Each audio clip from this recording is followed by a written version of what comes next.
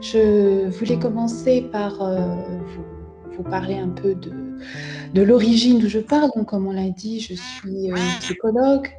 J'interviens au titre de l'aide en situation de catastrophe et je suis également enseignante et chercheur et je travaille à la direction d'un master en ingénierie des risques et des crises. La première chose que j'avais envie de partager avec vous, et j'aimerais passer la petite vidéo pour montrer quels sont ces cinétiques et ces temps quand on est pris dans la crise.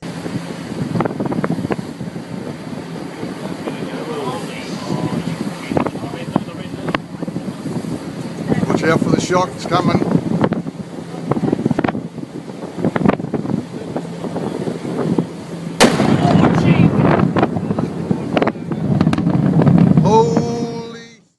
L'idée était de vous montrer donc, dans cette explosion volcanique de Saint-Vincent qu'il y a des temps, de l'explosion.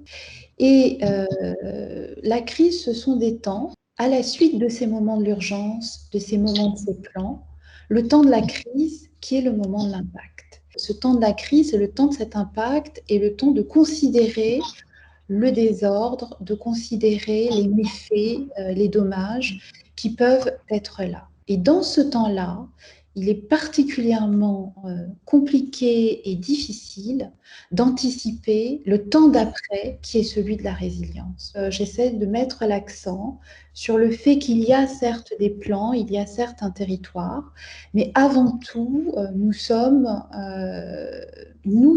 collectivement, impactés, que nous soyons responsables, que nous soyons population, que nous soyons intervenants.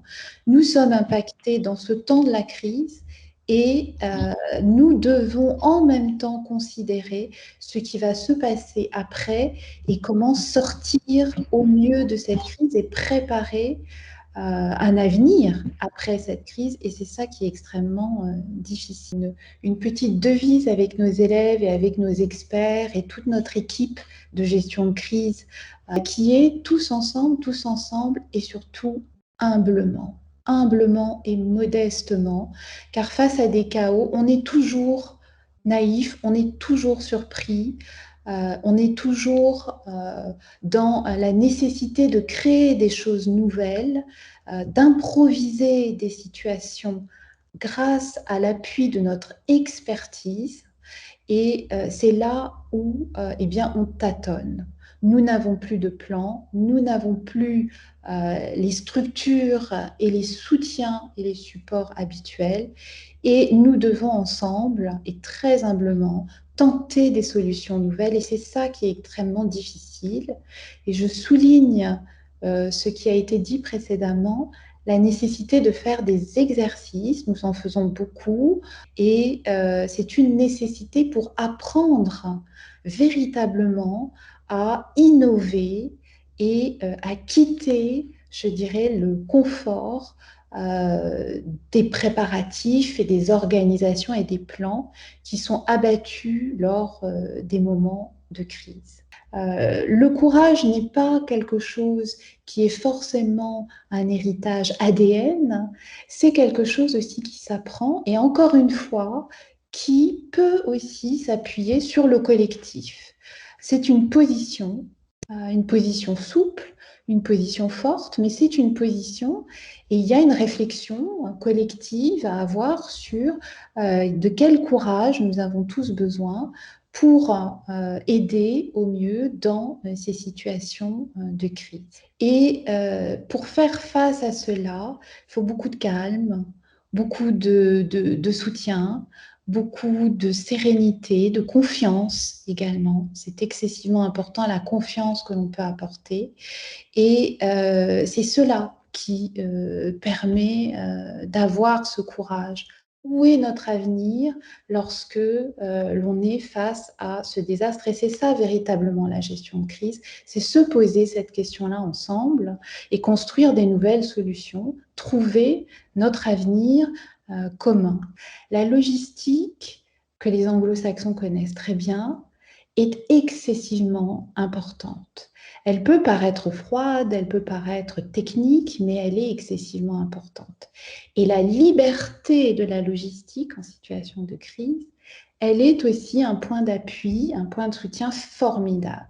Il faut oser, il faut absolument oser, ce serait ce que j'aimerais dire sur la logistique, oser sortir des plans, oser mobiliser les moyens pour aller au-delà de ce qui a été prévu. Mobiliser une logistique sophistiquée, experte, mobiliser des personnes, mobiliser des moyens et ne pas avoir peur de les mobiliser dans des conditions qui ne sont pas celles des plans. On pense souvent aux sinistrés directs. On va là où finalement il y a des personnes qui nous paraissent les plus impactées. Mais finalement, l'avenir, il est aussi dans les personnes qui peut-être pourraient sembler être moins dans le besoin, mais qui finalement sont nos piliers de reconstruction.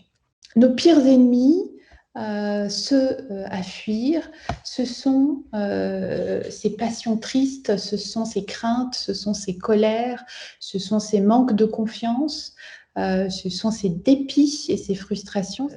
Voilà, nos pires ennemis qui sont la banalisation, qui serait ne pas avoir le courage de regarder les choses en face et ne pas se donner les moyens de trouver des solutions créatives. Et que banaliser la force des êtres humains et la force et la nécessité d'avoir recours à eux, ce serait se tromper de voie,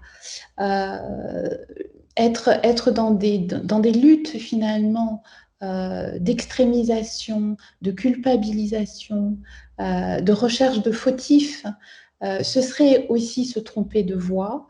La voie que je cherche avec toute mon équipe, c'est se donner des lignes de conduite dans cette créativité, garder une bienveillance pour l'ensemble des personnes qui travaillent et qui peut-être, oui, vont commettre des erreurs, oui, vont décider des choses et tester des nouvelles solutions qui vont peut-être être imparfaites et sans doute l'être, mais qui vont donner le meilleur d'eux-mêmes. Trouver des symboles à la reconstruction, trouver ce que l'on cherche à construire comme société, mettre en récit. On connaît les œuvres de mémoire, ce que l'on fait aujourd'hui, et c'est pour ça aussi vraiment que je remercie la FCPN et les organisateurs de ce type de manifestation, la mise en récit de ce qui peut être fait et des principes que l'on essaye de faire passer est excessivement importante. En incluant, en ayant vraiment une vision inclusive de toutes les populations, je pense que les exercices de gestion de crise que nous pouvons organiser sont des éléments fondamentaux de la mobilisation citoyenne. La régularité de ces exercices est quelque chose d'excessivement important puisque c'est la mobilisation collective régulière qui crée du lien. Voilà, créer du lien entre l'ensemble des citoyens. Et ce lien va faire que nous allons construire ou nous pouvons construire un filet de sécurité. Les personnes peuvent s'impliquer dans la prévention, dans ce moment de la prévention, parce qu'on donne du sens à leur action. Pas seulement le sens négatif de se protéger contre un événement possible, mais un sens positif de qu'est-ce que je vais construire. Une expropriation, par exemple, peut être vue comme quitter un lieu, mais elle peut être aussi vue comme la construction d'un nouveau lieu. Et sans projet, je pense qu'on peut être d'accord sur le fait que c'est très difficile d'accepter certaines décisions, certains mouvements, certains changements. Et nous pouvons nous mobiliser si nous regardons un projet et un futur possible. Et c'est dans ce sens-là que je pense on peut créer cette culture citoyenne dont il était question tout à l'heure.